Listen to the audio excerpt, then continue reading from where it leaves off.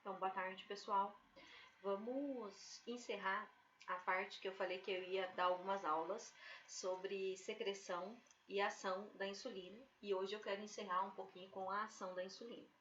Então, vamos somente recapitular. O hormônio insulina, ele é produzido pela porção endócrina do pâncreas, né? Que são representadas pelas ilhotas pancreáticas ou pelas ilhotas de Langerhans, tá? Lembrando que ilhotas são um conglomerado, uma reunião de vários subtipos celulares, pelo menos 5 subtipos já são conhecidos, e aquelas células que existem maior abundância são a célula beta, que representa entre 60% até 70% do total de células de uma ilhota e frequentemente ocupa mais o centro da ilhota, e essa célula beta é a célula produtora da insulina. Então, a célula beta é a célula que existe em maior quantidade na ilhota e é responsável pela produção, armazenamento e liberação do hormônio insulina. Foi dela que nós falamos na nossa última aula. Nós temos a célula alfa, né, que é a segunda de maior, digamos assim, quantidade dentro da ilhota e que produz um hormônio de ação antagônica à insulina, que é o chamado glucagon, que é produzido então pelas células alfa, que frequentemente ocupam a periferia das células. Nós temos as células delta, que produzem ainda a somatostatina, que é um regulador parácrino da secreção local e também tem efeitos hormonais. E nós temos ainda as células PP, que produzem o polipeptídeo pancreático, que é responsável, de algum modo, pelo controle da motilidade e das secreções do trato gastrointestinal. Essas são as células de maior importância. Nós demos foco à célula beta, porque o nosso objetivo era entender um pouco da ação do hormônio insulina. A insulina, então, é um hormônio fundamental na manutenção da homeostase glicêmica, porque a principal ação dela está em auxiliar na manutenção das condições constantes da glicose no nosso sangue ou no nosso plasma, tá? O hormônio insulina, ele é fundamental, não existe nenhum hormônio que faça a substituição da sua ação, então a ação dele é exclusiva, é só ele que faz, e por isso a gravidade de doenças onde a produção ou a ação da insulina falham, como é o caso do diabetes, tá? Então vamos lá para a ação da insulina, tá? Lembrem que a célula beta, ela produz a insulina de maneira proporcional às concentrações de glicose no sangue.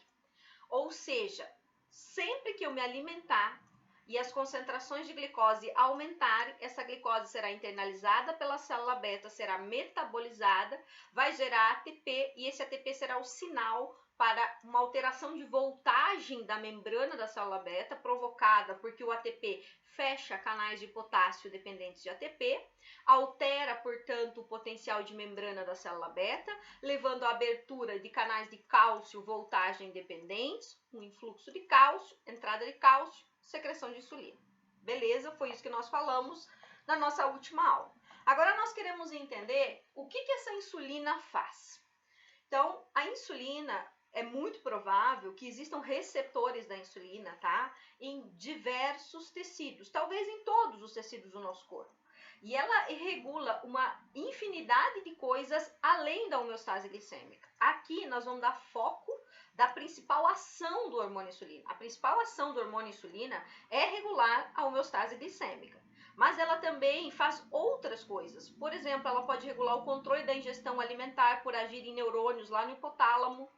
Ela pode regular a proliferação e crescimento de tecidos, porque atua de maneira similar, né, aos fatores de crescimento. Então, a insulina é um hormônio com diversos efeitos, mas com certeza o efeito mais conhecido, o papel mais importante da insulina é a sua ação sobre a manutenção da homeostase glicêmica. E ela só não faz a homeostase glicêmica, ela também contribui para que haja o controle do metabolismo de lipídios, tá? Mas aí é um aspecto que envolveria uma outra aula, tá? Então vamos falar dessa ação da insulina, pensando principalmente nesse aspecto que eu estou descrevendo, que é a manutenção das concentrações plasmáticas de glicose. Primeiro, para facilitar o nosso entendimento, vamos dividir as ações da insulina em dois grandes grupos de tecidos, os chamados tecidos insulino dependentes e os chamados tecidos insulino independentes, tá? Por que a gente adota esse termo? Essa é uma divisão didática e ela facilita um pouco o nosso entendimento. Então, o que eu considero um tecido insulino dependente. O tecido insulino dependente é aquele tecido que obrigatoriamente precisa da insulina para captação da glicose.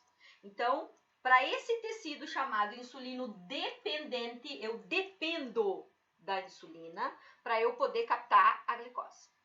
Quem são esses tecidos, tá? Em relação à homeostase glicêmica, dois grandes grupos de tecidos corporais são dependentes da insulina e têm impacto sobre a homeostase glicêmica. E esses tecidos são quem? O tecido adiposo, então o tecido adiposo, e o tecido muscular esquelético. Tá? Então, quem eu considero importante na homeostase glicêmica e que depende da insulina para captar a glicose é o tecido adiposo, tá? E o tecido muscular esquelético. Aqui eu vou destacar, não que outro tipo de tecido adiposo não faça isso, tá? Mas eu vou destacar o tecido adiposo branco e a musculatura esquelética, tá? Principalmente considerando a musculatura esquelética que compõe a nossa massa, aquela musculatura esquelética que está envolvida aí nos movimentos, então os nossos músculos esqueléticos, tá? Se você parar para avaliar o tecido muscular esquelético e o tecido adiposo branco, são, em termos de quantidade de tecidos existentes no nosso corpo, os tecidos que existem em maior quantidade.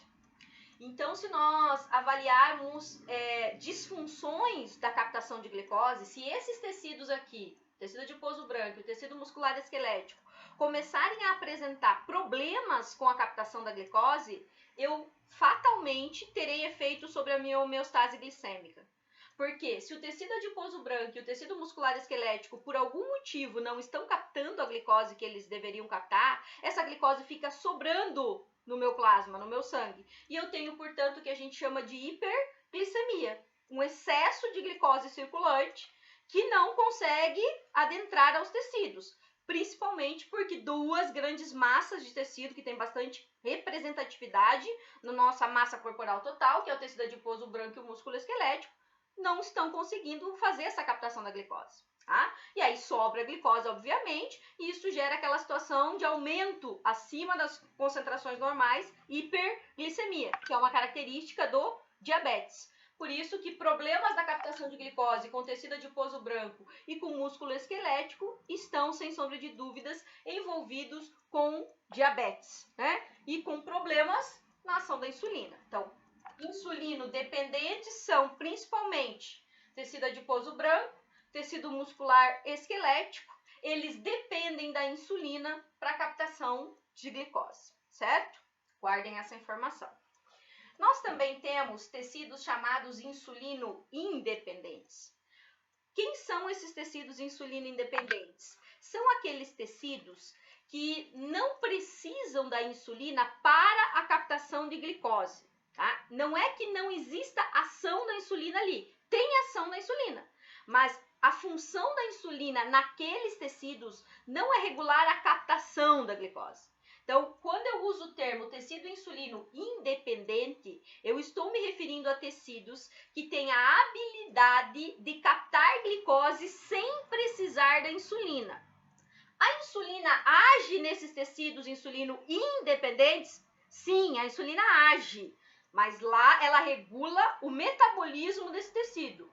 Mas se esse tecido insulino independente não tiver insulina, eles estão conseguindo, né, captar a glicose igual. Então, o termo insulino independente não significa que não tem ação da insulina naquele local. Significa apenas que o tecido é capaz de fazer captação da glicose mesmo na ausência do hormônio insulina.